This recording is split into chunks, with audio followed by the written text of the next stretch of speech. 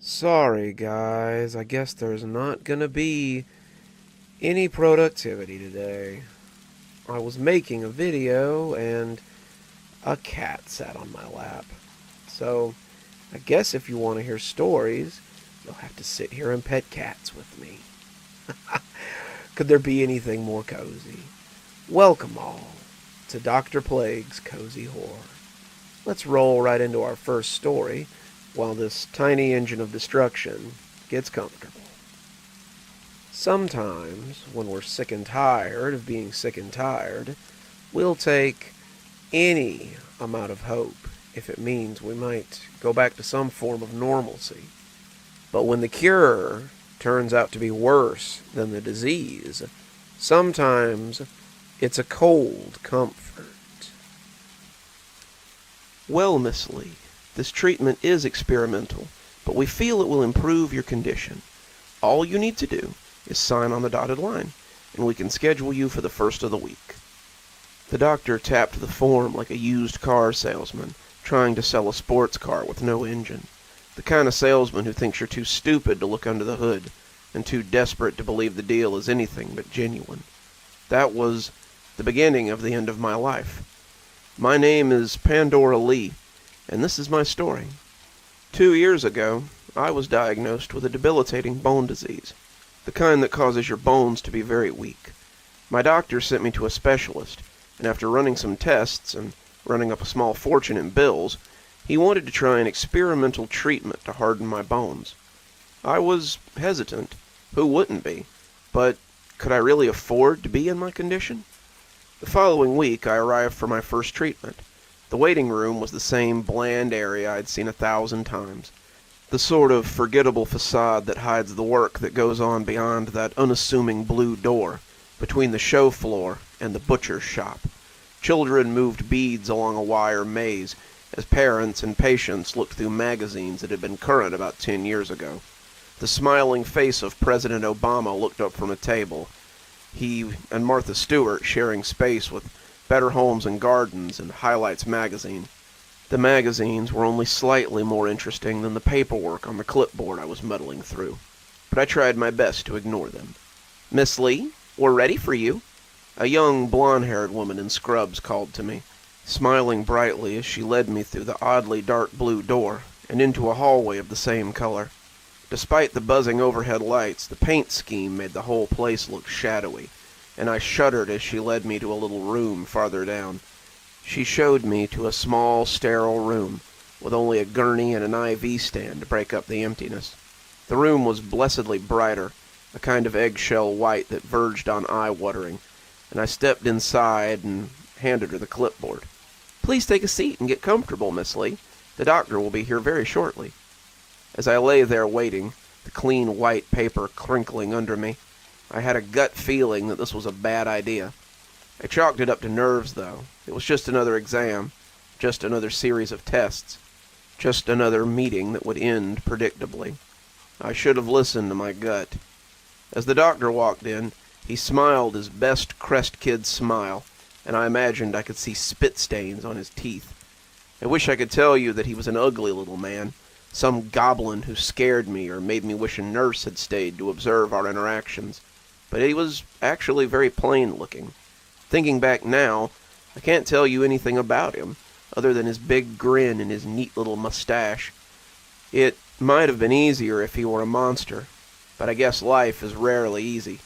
"Well, Miss Lee, as you know, this is still experimental. It's in the early trial phases. You'd honestly be one of our first human trials for the treatment, but we feel you are the perfect candidate."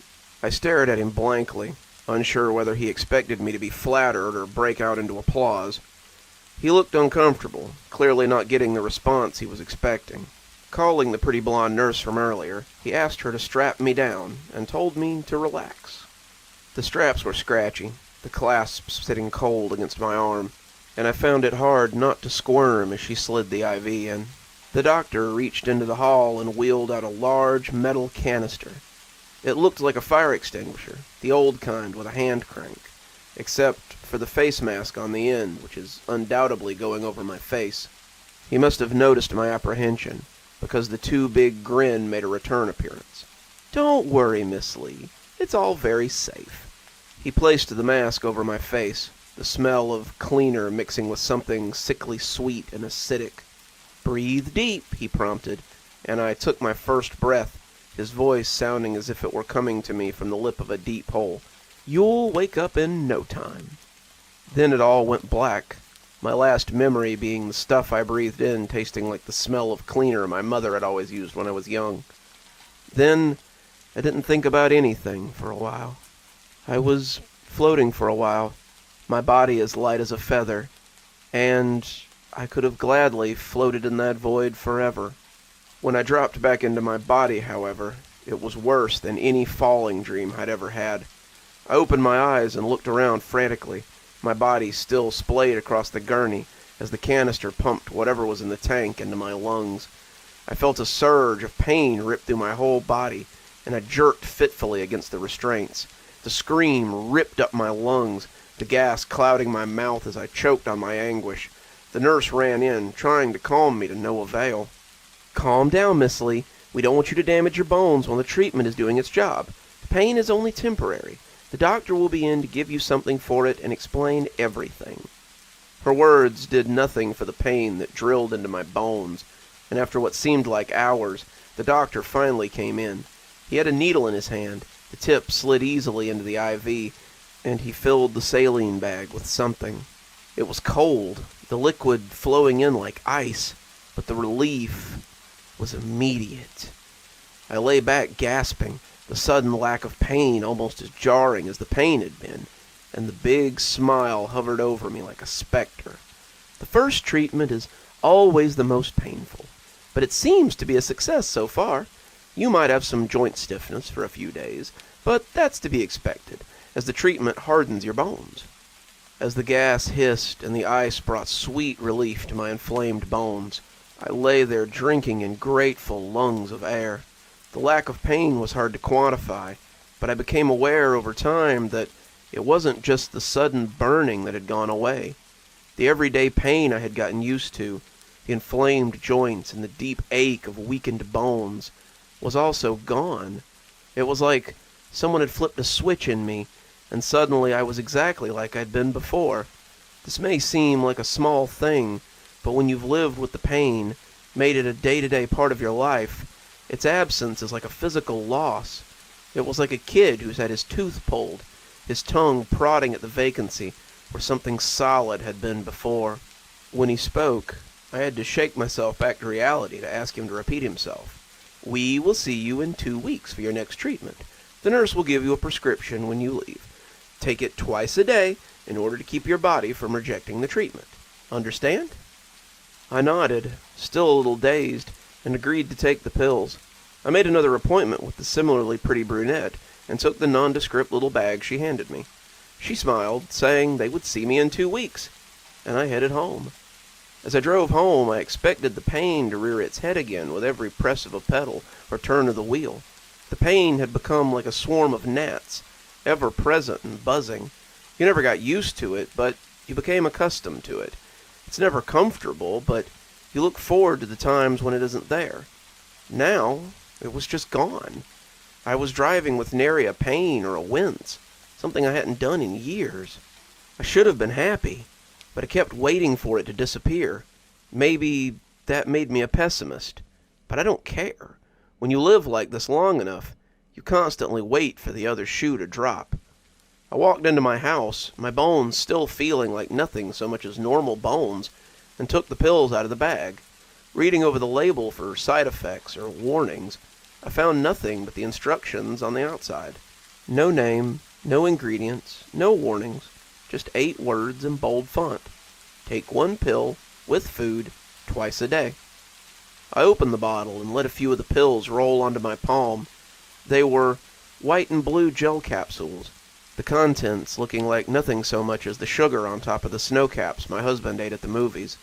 As they sat in my hand, I noticed that they were oddly cold to the touch, and the feeling reminded me of the way the liquid had felt as it entered my IV. When they didn't immediately appear dangerous or try to bite me, I let them tumble back into the bottle and closed the lid. I set a reminder on my phone for 7 a.m. and started fixing dinner. When I went to bed that night, I had already forgotten about them, but as I pulled the blankets up around myself, I felt a sudden chill arrow through me.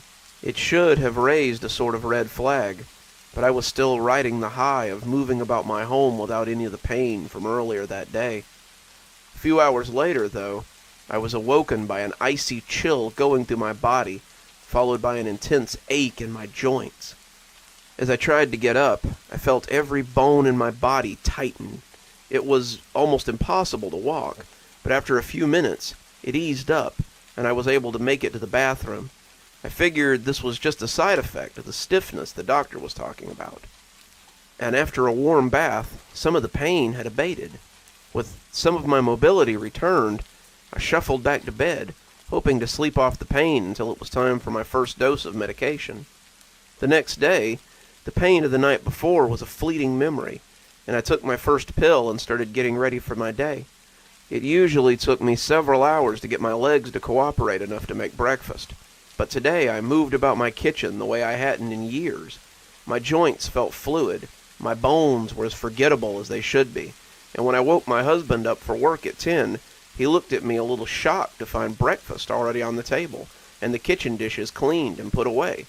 "Wow, those treatments really did the trick," he said, taking my hands in his big calloused ones, intent on kissing them. He dropped them in surprise as a shudder ran through him. "Geez, babe, your hands are so cold." There was worry on his face, but I waved his worries away and told him it was nothing. "It's just a side effect of the treatment. I'm fine, sweetie." Deep down, though, I was worried. I should have called the doctor's office right then and there and told them about the side effects. After the weirdness that had happened the night before, I should have been more concerned. But it all comes back to one thing. Despite the stiffness, despite the cold hands, despite the next 2 weeks where sometimes I woke up in the middle of the night and hobbled into a warm bath, the intense pain in my bones was all but a distant memory. I would have given anything to be done with the pain like that, and it turned out the cost was more than I could have known. 2 weeks later, I arrived at my next appointment. I was curious to see if it hurt the same way it had the time before, but my reasons for going were twofold. I had taken the last of my pills that morning, and I knew that I would need more if I wanted to maintain this lack of joint pain. So I smiled at the nurse, let them strap me down again, let them slide the needle into my arm, and breathed in the gas like the good doctor told me to. The treatment was performed the same as the first, but I gritted my teeth through the pain as I waited for him to inject my IV with that sweet icy liquid as the gas did its work. As the straps slid off, I nodded through the closing instructions and shuffled up to the desk to make my appointment and get my pills. I moved as if in a dream, my body feeling strangely heavy as I climbed into my car and drove home. I jerked awake in my driveway, unsure how I had arrived home. I had never fallen asleep at the wheel, much less sleep drove home, and the thought made me shiver. I grabbed my prescription and headed inside, wanting to get as far from the vehicle as possible at that moment. I thought about starting dinner as I trudged in, but decided to take a nap instead. It was early still, only mid-afternoon, but I was suddenly exhausted. I could barely keep my eyes open, and as I slid into bed, wearing the same clothes I'd left the house in, I thought I was settling in for nothing but a couple hours of rest. 10 hours later, I shuddered awake into total darkness as an arctic chill shot through my nerve endings. It was worse than it had ever been, worse than any time before it, and as I tried to climb out of bed, my legs froze up and sent me spilling to the floor. I lay there, unable to bend my legs or arms, only able to pull them towards me like palsied claws. I was overjoyed when I heard my husband's soft snores from the bed beside me. He would help me. He would get me to the hospital. He could get me into a warm bath, and I opened my mouth to scream his name. My lips trembled as I prepared to cry out for him, but no sound escaped my chilly maw. I gasped weakly, his name lost amongst the short barks of sound, while he slept peacefully a few feet away. I lay there with tears of fear dripping down my face, certain that he would wake up the next morning to find me dead. I almost expected to see them freeze against my cheeks, but they did little more than pool beneath my head and wet the side of my face. I spent that night drifting in and out of my new painful existence. It felt like I lay there for weeks, listening to the content snores of my spouse as my body was racked with freezing chills. I thought I would die again and again, and as the sun began to rise, I almost wished for it. The colder I became, the less the shivers seemed to blow through me. I still felt them, but my body had stopped responding. I was powerless to move, incapable of doing much besides watching the sunrise and the day begin. I must have fallen asleep at some point, because when my husband yelled my name, my eyes were startled open. What the hell is this? But he seemed to lose his words as he stood over me. I mouthed at him, asking him to help me, but he looked unsure. I don't know how. I wanted to ask him what he meant, but instead he turned to my vanity and fetched a small hand mirror. I looked back at myself, not sure it was me for a moment. I was looking at a perfect china doll as she lay curled up on the floor.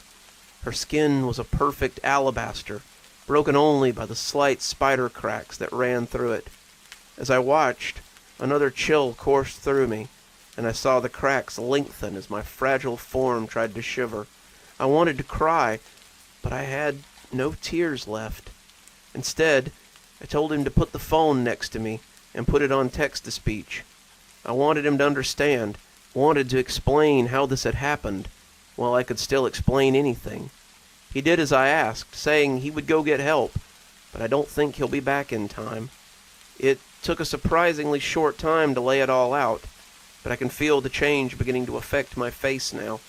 My blinks are becoming slower and slower, and my throat's beginning to tighten as it stiffens like my skin. My lips have started to flake as I speak, the cracks in my arms likely running through the lips my husband loved to kiss. I'll be nothing but a beautiful statue soon, a curiosity piece for people to speculate over. But with the time I have left, I want people to understand how I came to this point. I don't know if it was the treatment or the pills, maybe it was both, but it doesn't appear to be ready for human trials. If they ask you to sign your life away as I did, make sure you know what you're agreeing to. The short respite from pain wasn't worth the hell I found myself in now. It's getting hard to breathe now. My lungs are laboring to pull in breath, and I can feel the same shivering running through them with every gasping pull.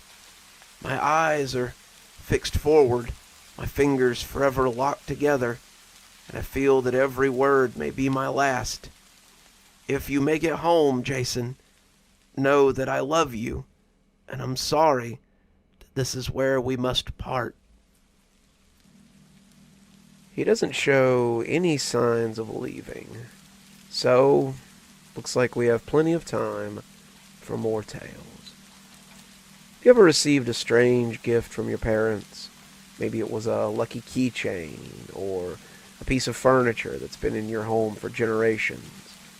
Well, the subject of today's post receives a very interesting item and a very interesting reason behind it. So, if you like to hang dream catchers around your bed, then you should beware of the Dreameater. Michelle huffed angrily as she noticed that her dream catcher had fallen off the ceiling again.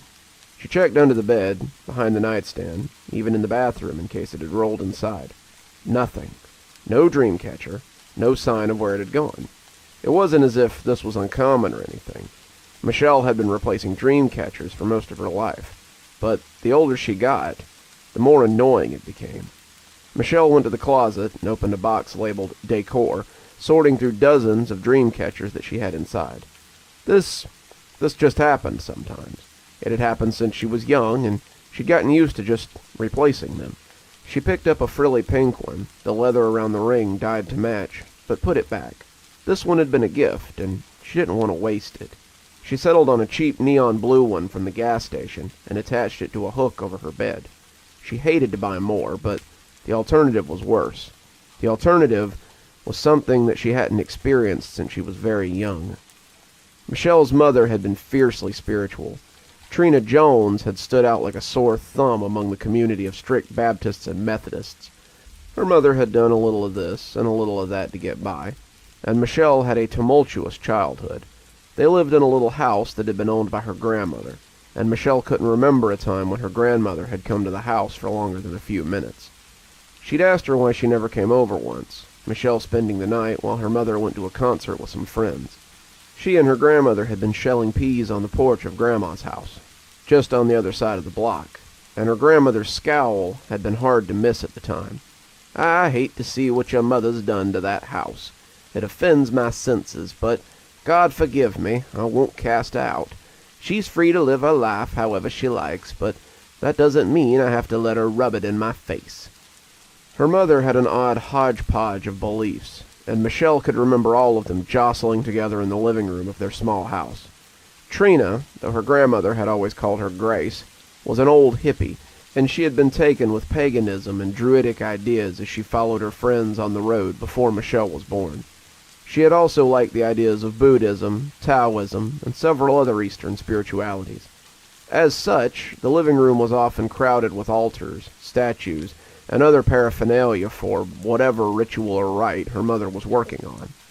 The dream catchers were a part of it. Michelle had always suffered from terrible nightmares, and her mother had hung the dream catchers over her bed since she was very young. Her mother had also noticed the rate at which the dream catchers disappeared, but if she knew why, she never said. To Michelle, it was always just a fun mystery that never seemed to have an answer, like where the socks went when you lost them in the dryer. Michelle hung the new dream catcher over her bed and got back to getting ready for work. She had bills to pay and, inevitably, more dream catchers to buy. She found herself thinking back to the mystery of where all the dream catchers went as her workday slowed down. She tried to puzzle out where they might be disappearing to, but ultimately came up with nothing. As a kid, she had tried everything. She had nailed them to the ceiling. She had set up little nets to catch them if they fell. She had gone so far as to set up a little camera one night to see if someone was taking them. But the recordings had stopped at 11 when it ran out of tape. She hadn't really thought about it in a long time, but the more she pondered it, the more curious she became.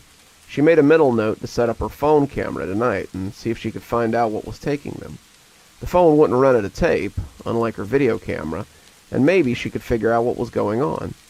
4 nights later, and 3 deleted 8-hour recordings later, Michelle woke up to find her phone knocked over and her neon blue dream catcher missing. The video that she scrolled through that day at lunch was less than helpful. The phone had recorded the dream catcher until about 2 a.m., seeing nothing but the dust motes and the circles of feathers on the strings that hung from the ceiling. Then, at 2:07, Michelle heard a soft sound like a latch being slid, and the window had whispered open. A shadow passed over the camera, which was knocked over a few seconds later. No matter how many times she rewound the footage, Michelle couldn't tell what had knocked the camera over. It recorded nothing else but darkness for the rest of the night, until she had picked it up in the morning and turned it off. That gave her something new to worry about. Who was stealing her dream catchers, and why? Surely it couldn't be the same person all these years. She'd been losing dream catchers since she was 3 years old. She had moved 2 states away from her childhood home and moved into 3 different dorm rooms before settling into this apartment. It couldn't be the same person. But then, who was it? As she sat in traffic that day, she felt moved to call her mother, and as she dialed the number, she felt silly. What did she think her mother was going to do about it? Her mother had been a rolling stone ever since Michelle had left home 3 years ago, and the notion that she'd even be reachable was laughable.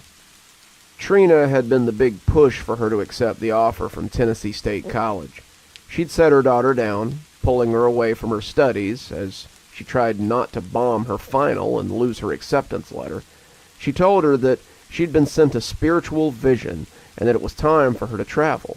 This vision didn't have anything to do with her latest man, Beau, and had everything to do with her wanderlust needing to be satiated. "I'll stick around long enough for you to graduate, but after that I'm hitting the road and giving the keys back to your grandmother." Michelle hadn't talked to her much in those 3 years, but she thought she might have some insight in this. She picked up on the 4th ring, and Michelle could hear soft guitar music and the sounds of laughter in the background. "Hey, sweetie, what's the occasion? I haven't heard from you in months." I need to talk to you about something. I'm a little scared, and it's kind of important." Michelle heard the sound quiet as her mother walked away or stepped into someplace. "What's wrong, Micah? You need a reading or some crystal healing? I can send you some vibrations to the phone if you..." But Michelle cut her off before she could get going. If she let Trina get rolling, they'd be on the phone all night. "I need to know about the dream catchers. Why did they go missing?" There was a long pause, and Michelle was worried that she had lost her. "Mom, are you still hanging them?" she asked. And it wasn't the voice she was used to hearing from her mother. It was low and scared, at odds with her mother's usual gregarious nature. "Of course, but I've been thinking a lot about them lately, and I just..." "Don't stop hanging them, Michelle. I know it's a pain, but trust me, they help. But why do I..." "Just..." She paused as she got control of herself again. "Just keep hanging them. If you need more, I'll send you some. I know a guy out there who makes them, and he owes me a favor. I'll get you some in bulk, but please, just hang them. And stay safe." "Safe from what?" Michelle asked, getting frustrated. Her mother had never been this serious, and it scared her more than the video had. Her mother clearly knew something, but she wouldn't tell her. She had never been good at keeping secrets, and Michelle didn't understand why she wanted to start now. I gotta go. Just..." She seemed to gather her thoughts as she tried to find a way to explain. "Just keep hanging them, and stay safe. I love you, Michelle. I'll send you some dream catchers soon so you don't run out." Then she hung up on her, and Michelle was left confused and agitated. She thought about what her mother had told her for the rest of the night. The way she had acted scared Michelle, and the transition from her mother's nickname to her real name had made it all the more jarring. Her mother had started calling her Micah when she was a kid, thinking it sounded more earthy, and Michelle hadn't heard her use her real name in quite a while. She had started to hang a new dream catcher, but paused midway through trying to hook it up there. The more she thought about it, the more she saw no reason to hang a new one. She'd had bad dreams when she was younger, but it was something that she hadn't experienced in a long time. Who's to say that the dream catchers had done anything? She froze there, unsure whether to proceed, and finally, she just tossed the dream catcher onto the nightstand. She'd sleep without it tonight and see what happened. Worst case scenario, she had a bad dream that night and would wake up and put a new one up. It took some time to get to sleep, but Michelle was sure that tonight would be as fine as all the others before it. When she woke up midway through the night, she was glad. The dream she'd been having was terrifying, but it was nothing compared to what she had woken up to. Her dreams had been incredibly dark. She had woken up in a hellscape, the sky constantly burning as the rain came down in runners of flames. She was lying naked on the hard stone, her body pulled close as she shuddered. All around her there were creatures gathering, their growls like thunder. She closed her eyes, trying to wake up, but it just never seemed to happen. She was stuck, waiting for these creatures to come in on her, and as the first lunged at her, its bony mouth snapping, she came awake like a deep sea diver from the depths. She thought for a moment that she was still sleeping, until she felt the pressure in her ear. She had never felt anything so intimate, so violating, and the feeling made her shudder in utter terror. She swiveled her gaze to the left and saw something large and pale crouching beside the bed. It looked like a giant white bug, its body pale and wrinkled. It was hunkered below the side of the bed, like a kid wanting to ask a question. Its bald head gleamed in the moonlight, and Michelle realized that her window was open again. The long red tongue that slid over the edge of the bed and into her ear was as hard to miss as the pale horror kneeling there. The tongue bulged her eardrum, making her head feel far fuller than she was used to. It felt like it might be going all the way to her brain. What was he doing? Was he trying to eat her? What was going on? The tongue slid soupily out of her ear as his piss-yellow eyes grew large. He had noticed that she was awake. As it reached its full height, Michelle realized how big it was. 7 feet tall, each arm tipped with 6 long claws. As it loomed over her, Michelle worried that it would finish what it had started. Its long tongue slid over its thin lips, and they turned up at the corners as it took her in. "Don't worry," it whispered, its voice high and waspish. "I need you alive so I can continue to feed. I must admit, it's nice to get a taste from the source again. I usually get your tasty floating snacks, but today I got a real treat from the old country." Its tongue slid over its lips again, its face a rapture as it remembered the flavor. It climbed out of her window, its body groaning as its bones leaned into the twists.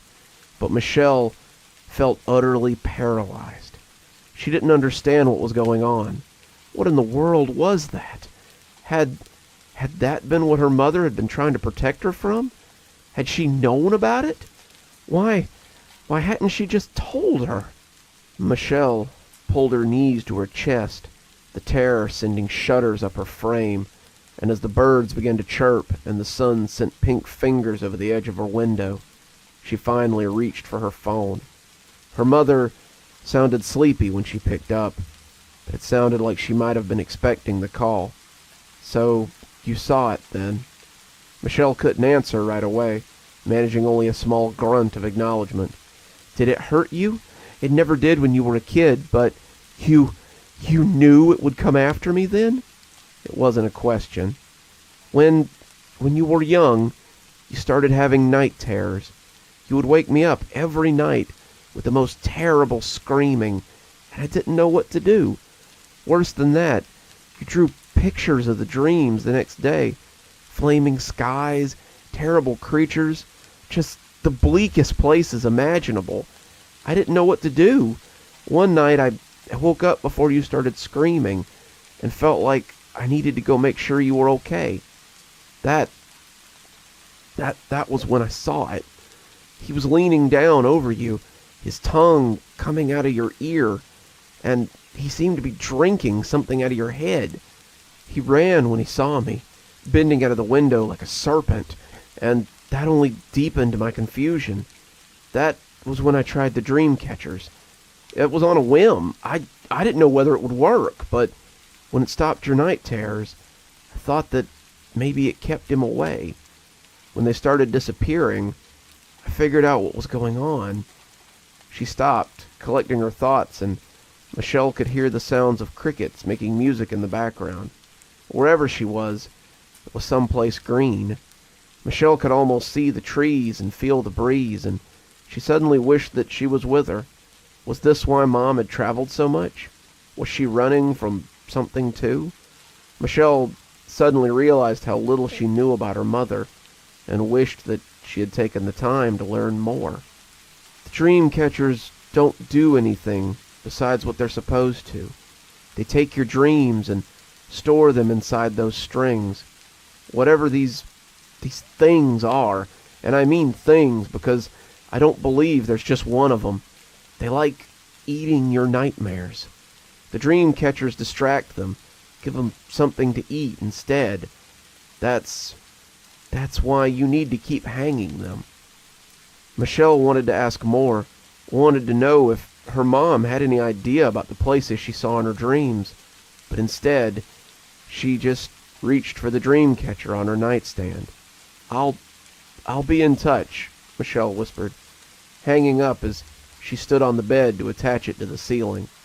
She wouldn't feel safe again until it was back in place.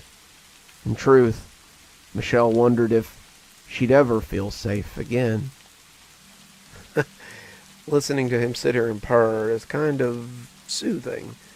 Makes me want to take a nap right along with him. We all have people in our lives that are important to us. I'm sure you all know how important you are to me. But sometimes those people leave suddenly, or we may feel like we didn't get to say goodbye because they left too soon. It might be nice sometimes to get some final thoughts.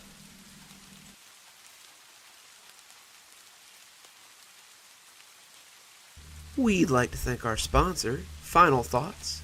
Final Thoughts would like to give our listeners a 10% discount on their premium package. Wouldn't you like the peace of mind of hearing from your loved ones just one last time? Well, at Final Thoughts, they can... Mark spooled the volume down as he waited for the commercial to end and his podcast to pick back up. He glanced out the window and was greeted by another sign for final thoughts. The company was barely a year old, and already they were everywhere. He turned the podcast back up, but wasn't really paying attention anymore. The traffic moved sluggishly around him, like an artery clogged with plaque. He just knew that it would make him late for dinner, and then Lisa would be upset. She hated it when he was late for dinner. The words of the host were cut off suddenly, as his phone chirped and displayed Lisa's picture on the screen. Mark sighed. She was probably calling to ask when he'd be home. She wouldn't be happy when he told her he was going to be late. He'd worked late every day this week, and she had probably made a big surprise dinner for Friday. He considered ignoring it, but knew that would just lead to a bigger fight. He caught it on the fifth ring. "Hey, hun," he said, trying to sound chipper. "Hi, sweetie." Her voice put Mark on edge. They'd been married almost 7 years, and he'd learned how to read her reasonably well in the early parts of their relationship. Her voice was high, unnaturally sweet, and he could already tell that something was wrong.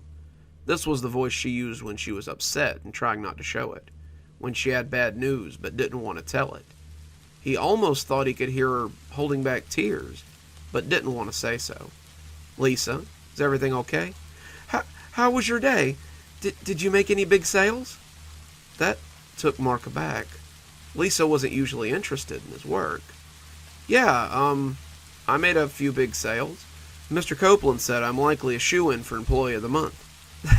That's fantastic, dear. I'm so proud of you." When she said it, there was a slight wince at the end of the word, and Mark could still swear that she was trying not to cry. She was acting strangely. What was going on over there? As Mark sat in bumper-to-bumper traffic, he couldn't help but imagine that someone with a gun was in his house, telling his wife to call him. Maybe someone had died, Mark thought, and she was trying not to tell him until he got home. As the car ahead moved, Mark took his foot off the brake and accelerated forward enough to stop again. Just up ahead, he could see a road worker holding a sign. This was the gatekeeper for a stretch of road laden with roadmen and trucks. This was the source of the traffic, and Mark cursed loudly, realizing that this would take the better part of an hour to get through. "What's wrong, sweetie?" Lisa asked, in that same overly chipper voice that verged on breaking. "Oh, it's road work, babe. Looks like I won't be home for dinner for at least an hour." She made a sound, and to Mark it sounded like a sob. "Oh, I'm sorry, hon. I was hoping you were a little closer. I had something I needed to tell you." Her words broke apart as she spoke, and Mark was getting kind of worried about what was going on at home. "Lisa, is something wrong? You sound like you're barely able to stop yourself from crying. What's going on?" "I promise you won't get mad. I don't want the last thing I hear to be the sound of you mad." Her words sent a chill through him. "The last thing you hear? What are you talking about?" She paused for a moment, seeming to choose her words carefully before continuing. "Mark, honey, there was an accident." "An accident? What happened?" The car beeped at him, and Mark jittered forward a little bit. He had expected to hear that someone had died, that dinner was burnt, maybe that there was a bill that had come in and it was really bad. He had thought maybe there was a home invader or a kidnapping plot. He had thought of 1,000 different things, but her being hurt was never one of them.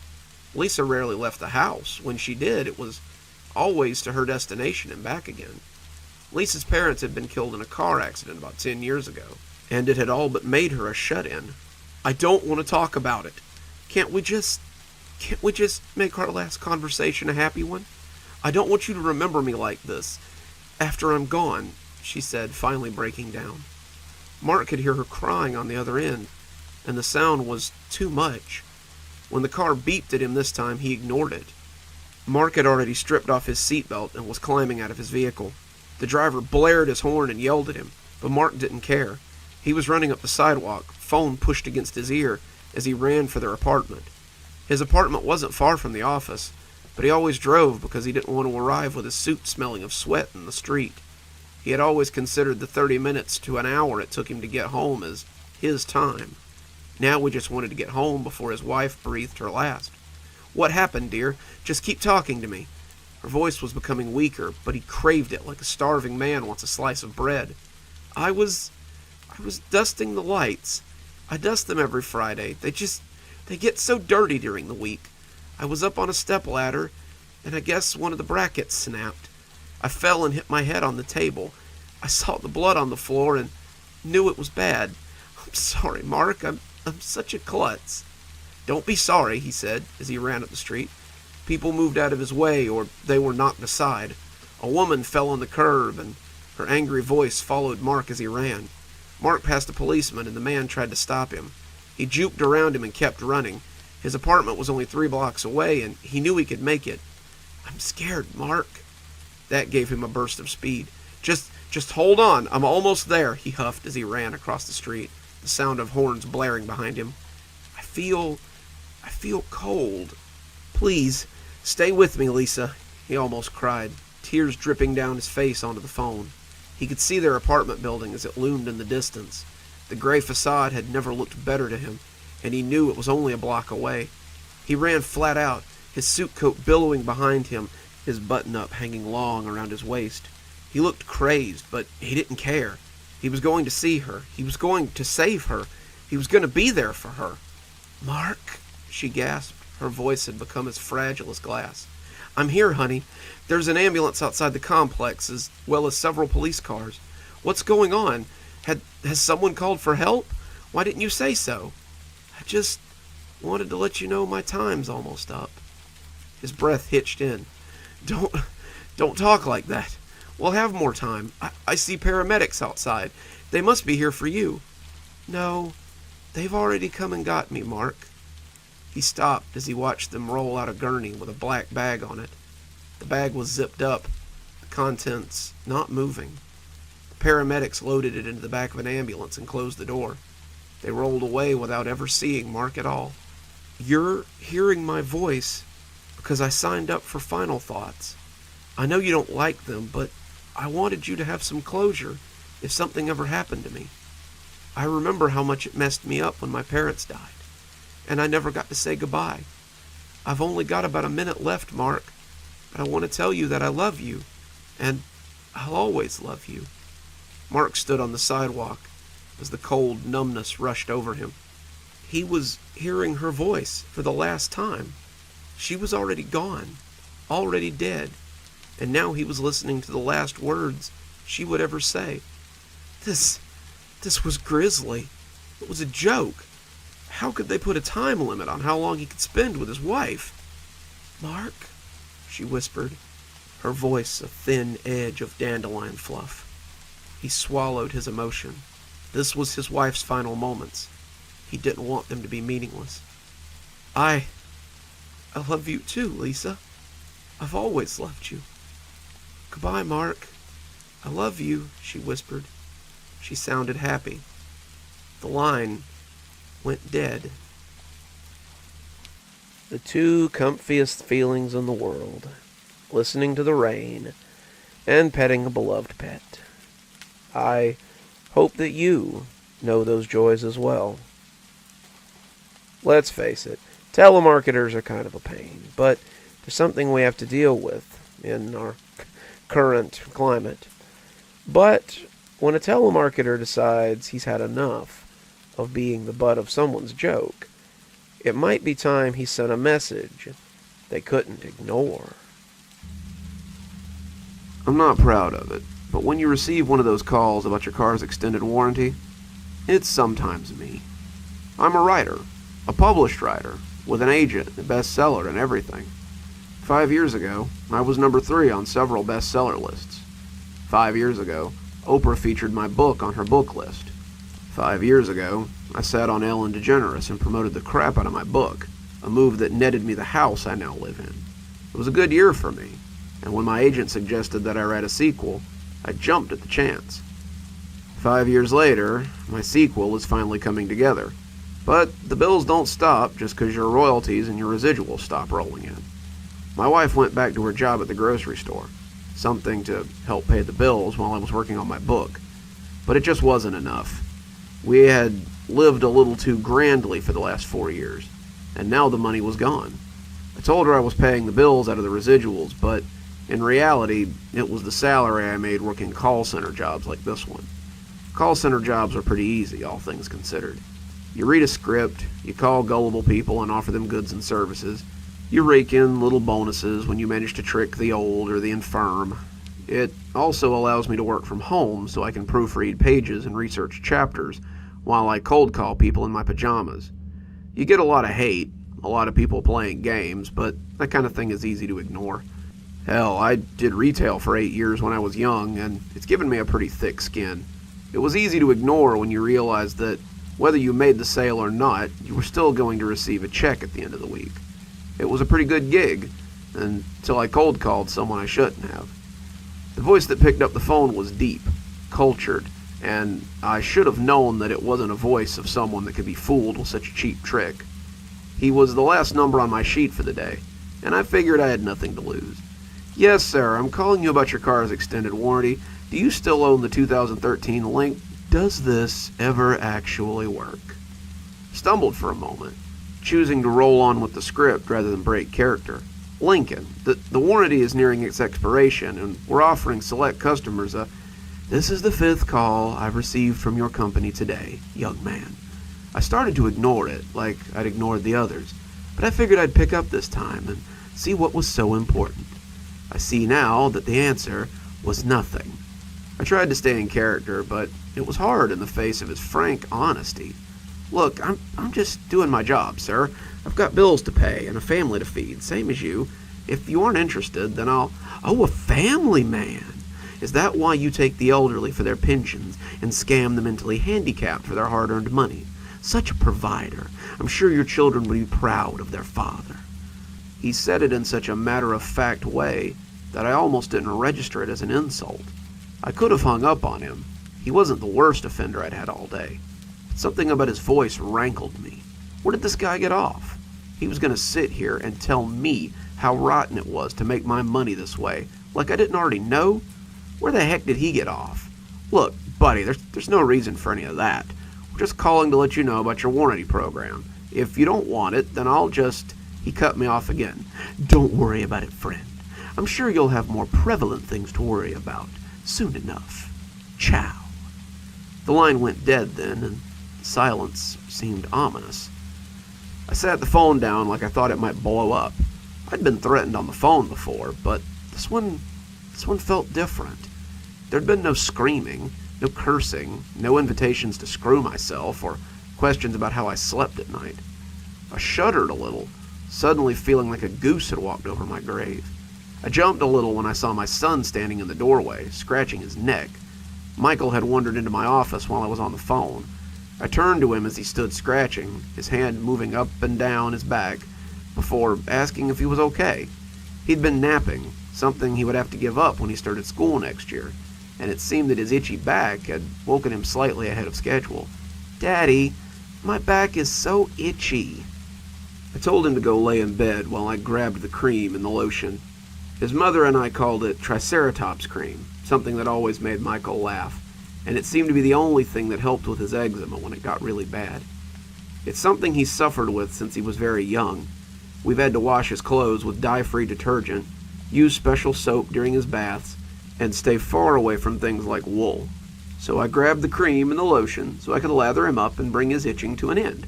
As I slid his shirt off, however, I worried there might be something else going on here. Michael's back was covered in boils. A swath of small pustules with white heads were scattered over his pink skin, and they looked like pimples. There were clusters of small patches, islands of blight on a sea of normal skin, and I was honestly a little afraid to touch them. Nevertheless, I mixed the cream together and rubbed them onto his back, feeling him jump as some of the boils burst beneath my fingers. He seemed to relax when I finished, thanking me as he slid his shirt down gingerly. That was how it started. I wish I could say that was where it ended. I was proofing pages when my daughter, Michelle, arrived home from school. She stumbled into my office, her hands scratching at the back of her neck absent-mindedly, as she hugged me and told me about her day. We'd done this ever since her first day of school, and it was one of her daily rituals. She'd taken a test she believed she'd done well on, found $1 in the storm grate near the house, and told Jenny that she was being mean to Sara, so the two were no longer friends. I listened to her in a detached way, nodding and mm-hmming as she talked, noticing her scratching her neck a couple of times. The scratching didn't seem peculiar. People scratch sometimes, but I couldn't help but notice the red patch of skin on the back of her neck as she left to go start her homework. I turned back to my work, but sighed as I noticed the time. I saved my work and locked my computer. I had hardly gotten through half the chapter I was working on, but it was time to get started on dinner before my wife got home. The pork chops were cooking in the air fryer when my wife came through the door. I smiled as I turned to pull her against me, kissing the top of her head as she leaned warmly into me. She shuddered a little as my hands touched her back, but said it was just some back pain from standing all day. Mary called out again, so I was the only one working the register. Again. It was 8 straight hours of standing behind the register, listening to people complain. How'd your book proofing go today? I turned away from her, pretending to stir the potatoes as I answered. Stephanie could always tell when I was lying. Pretty good. Lots of progress. I'm sure it'll be ready for my agent in a few weeks. That's fantastic, dear.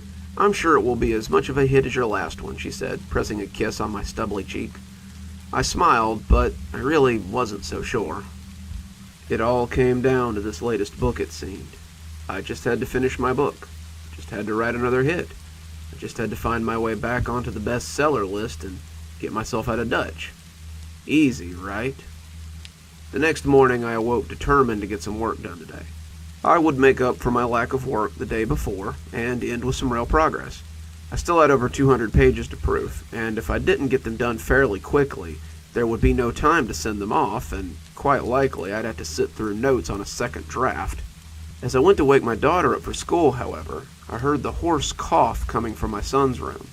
I cracked the door to find him lying on his stomach, his shirt off and his back worse than the day before. His skin was broken out in red, angry boils, and the small white-headed blemishes of the day before had become larger and redder, their tips filled with translucent pus. He was softly moaning, his eyes begging for me to make the pain stop as they pulsated. My wife came out of the bedroom then, getting ready for work, and saw Michael's back. She ran to him, careful not to touch any of the spots, and asked me if he'd had these since yesterday. He was broken out, I said honestly, startled by the sudden appearance of the large angry boils, but it wasn't this bad. I put on lotion and cream, and he seemed to feel a lot better.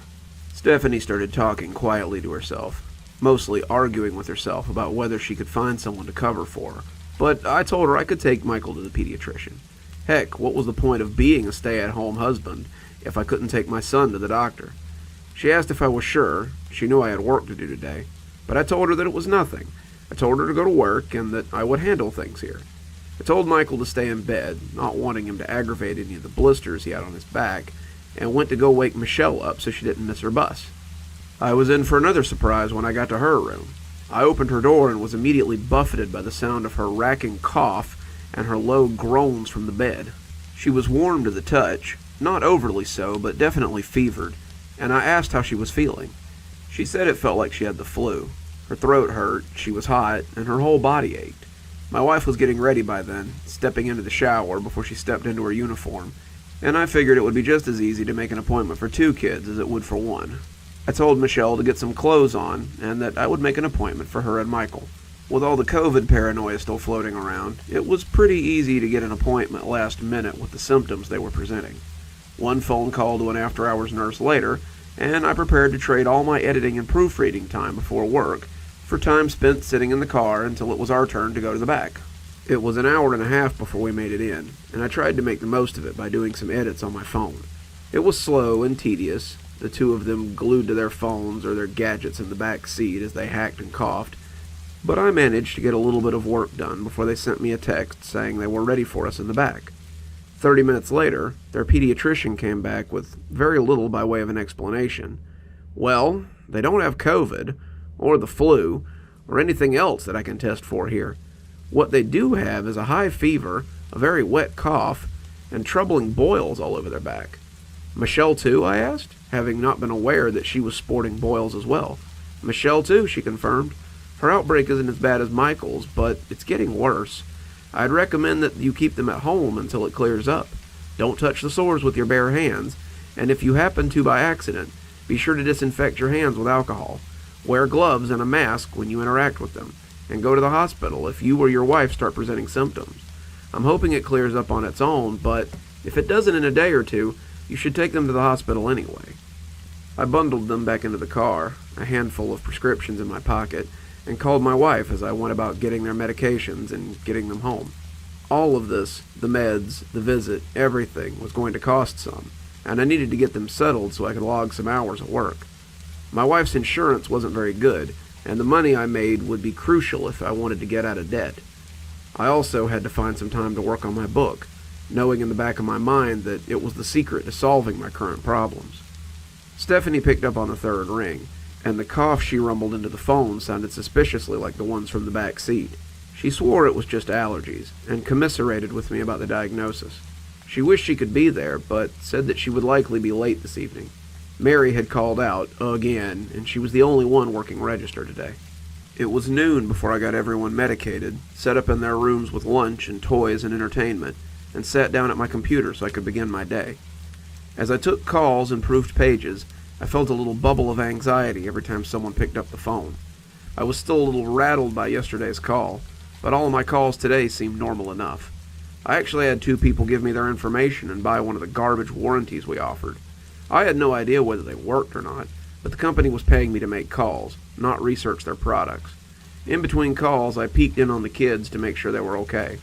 Michael spent most of the day sleeping, his breath heavy and wet, and Michelle just looked at me whenever I peeked in on her, seeming listless and barely there.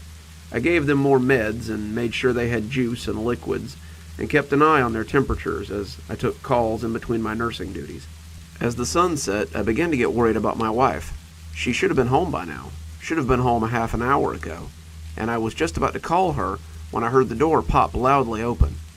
She was laid out on the floor of the living room, her coughs deep and wet, her own blemishes peeking from the collar of her work shirt. I took them all to the hospital then, just bundled them into the car and went.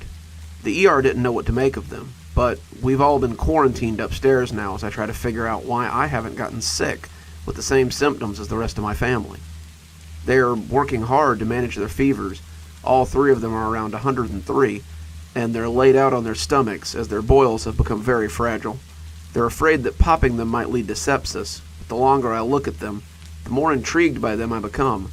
I've been sitting in the room for the last few hours, my only company the beeping of their machines, and as I sat next to my wife, I noticed something strange. The boils on her back seemed to be forming a pattern, the swoops almost looking like a picture. I sat stroking her hand, Stephanie groaning in and out of consciousness, and the longer I looked, the more I realized the swoops are words. Moving over to Michael, I can see he has similar words, all picked out in the pustulant boils that mark his baby-fine skin.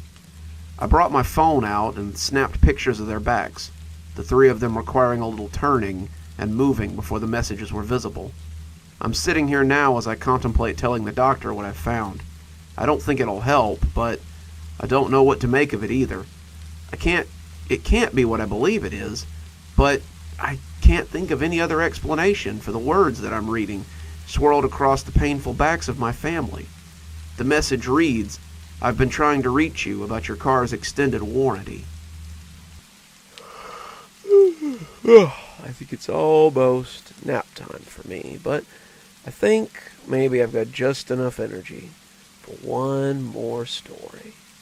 I can definitely be the first to vouch that some writers have strange rituals. We're like bowlers in a way. We try to recreate the events that give us the best writing, the best stories. Well, today's writer is no exception, except like so many of us, he gets his stories through the door. I met my husband when we were in college together. I was working on my bachelor's degree, helping out in the library for some needed extra cash, when I first laid eyes on him. He was not the usual sort of man I fancied, more bookish than muscly. I found him charming in his own way, and we struck up a friendship. He told me he was a writer, that he was working on a book of short stories to submit to a publishing house. I offered to read them, and from that moment on, I became his biggest fan. His stories were so visceral. He wrote not as a writer, but as a first-hand observer, and it wasn't long before his work was noticed. We were living together by then, our library friendship having blossomed into something more, and I could see how giddy he was when the letters came in from Bowding Publishing. When he read how they wanted to publish his book, I think it was the proudest moment of his life. He kept writing for Bowding, his stories finding a niche with the horror community. He also started selling his pieces to magazines and online sources, getting his name out there and becoming more recognizable. As his fame grew, however, he still jokingly called me his biggest fan. I couldn't argue with him. I genuinely loved his work. He wrote the sort of stories that were genuinely terrifying and enticed the reader to keep reading until the very end. As his stories grew in number, I found myself curious about where they all came from. My husband, we'll call him Michael, was a mild-mannered fellow who had never really experienced anything horrifying in his life. He described his childhood as benign, no broken bones or funny uncles. His family was loving and doted on him constantly. He had never been without. He had never really suffered, and I found myself very curious about where all these nightmares came from in such a beautiful mind. Then, over drinks one night, he told me. He didn't like to talk about, where he got the stories from, not when he was sober. He always said that discussing the creative process was boring, or that his story's technical aspects would bore me to tears. I wasn't fooled, though. Beneath his jokes was something colder, something fearful. So one night I pressed him. He still didn't really want to talk about it, but I persisted. Finally, after a lot of coaxing and some strong whiskey, he all but blurted his answer to me. I wish now that I hadn't asked. "It's the door," he said, and at that moment he seemed almost afraid of his own words. The door? I was confused by the queerness of his answer. What do you dream about?" He asked the question so suddenly, I was taken by surprise. "Oh, I don't know. Normal things, I guess. What I did the day before, movies I've watched, weird things my mind cooks up. I've only ever had the same dream my entire life.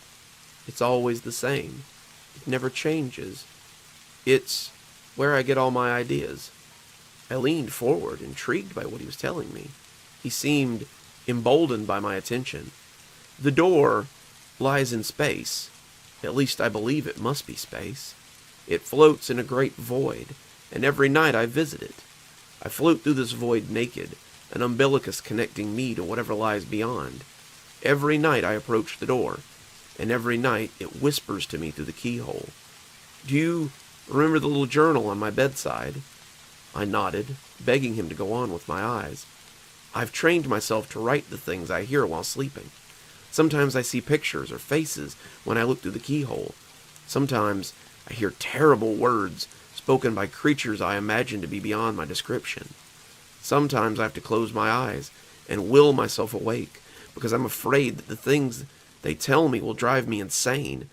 When I wake up, I read what I've written down, which becomes my stories." I was shocked. "So all your stories come from this big door in space?" He smiled at me. "It sounds silly when you say it like that, but yes, everything I've ever written was spoken to me by something on the other side of that door." I didn't think anything of it the next day. We had been drunk, and he had just spouted off something to make me shut up. I was sure of it. I became more aware of his journal, though.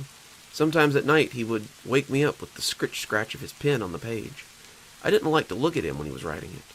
It was like something otherworldly had taken his strings and was using him without his permission. Watching him write in that fugue state made me feel uncomfortable, and I took measures not to be awake while it was going on. I didn't think anything else of this, not until about 3 months ago. That was when he started having the nightmares.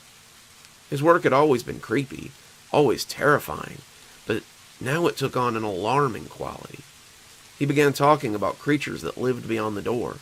These creatures sounded more than a little Lovecraftian, and he was assured that their presence on Earth was an affront to the natural order.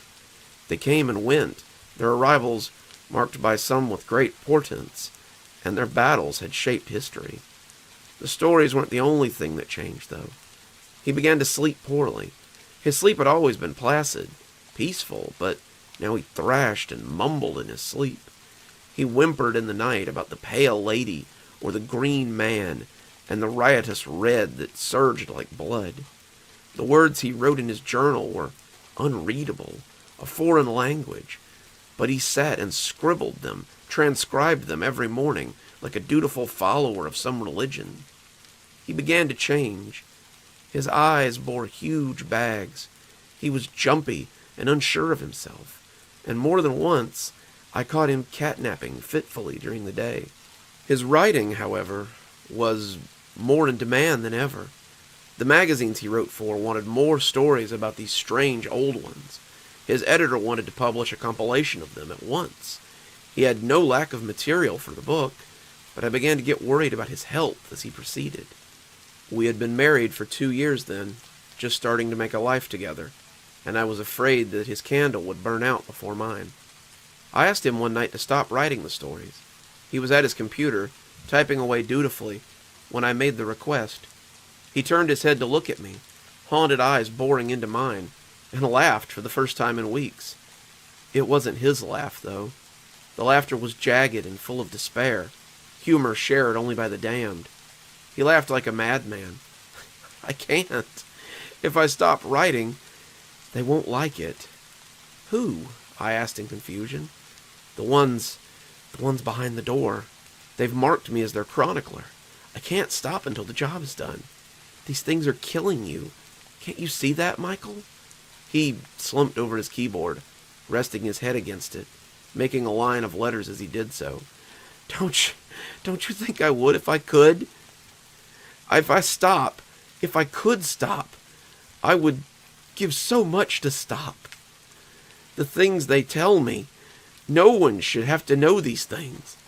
It's fruit from the poison tree, and I wish I did not have the knowledge that they've given me.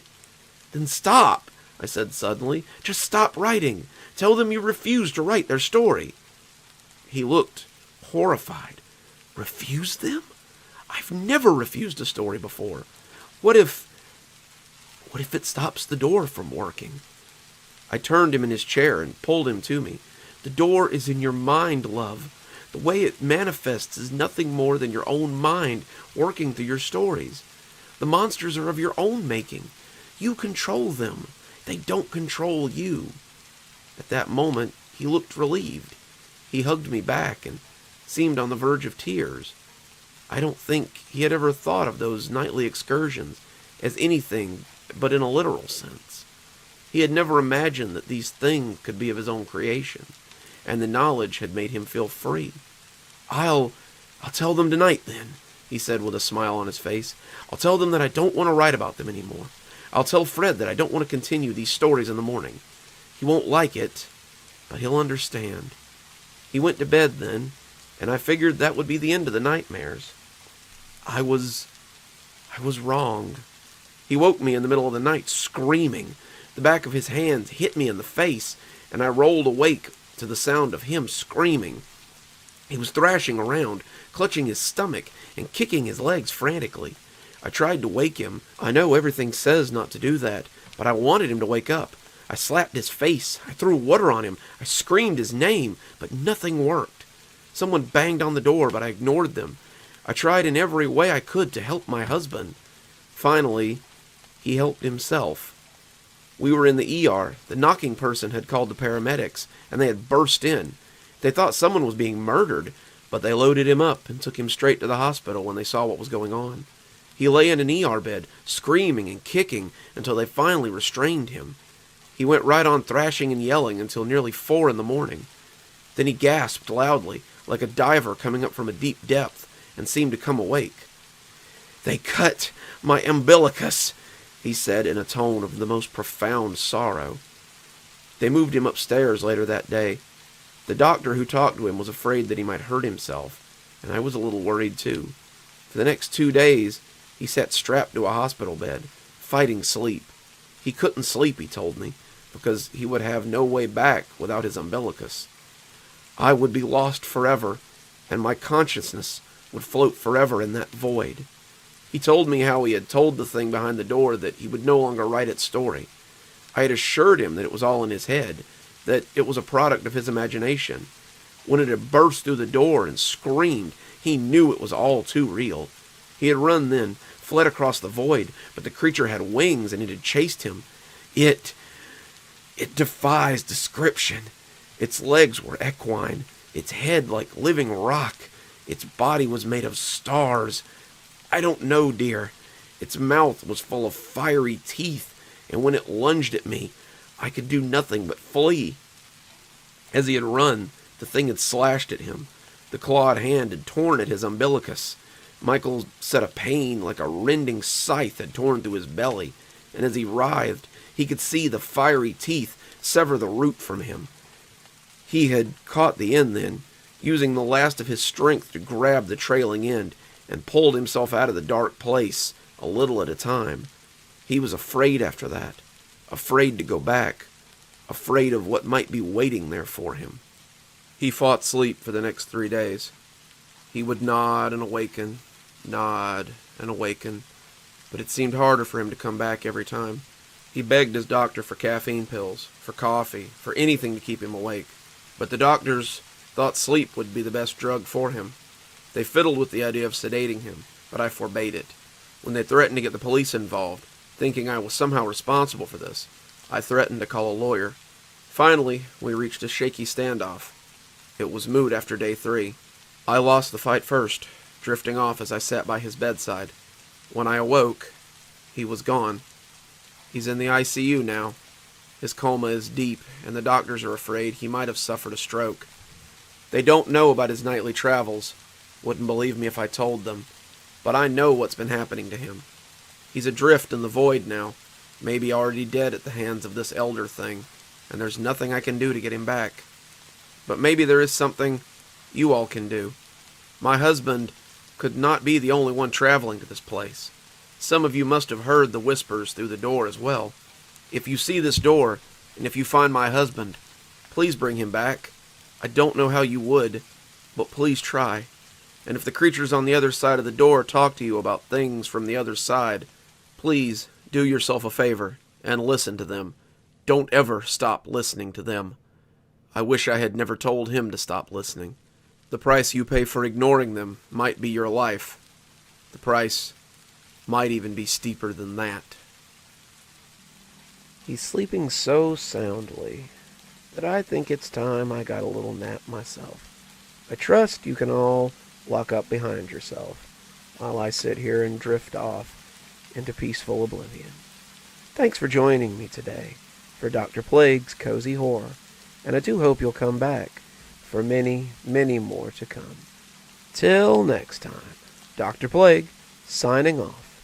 Have a wonderful day and a spooky evening.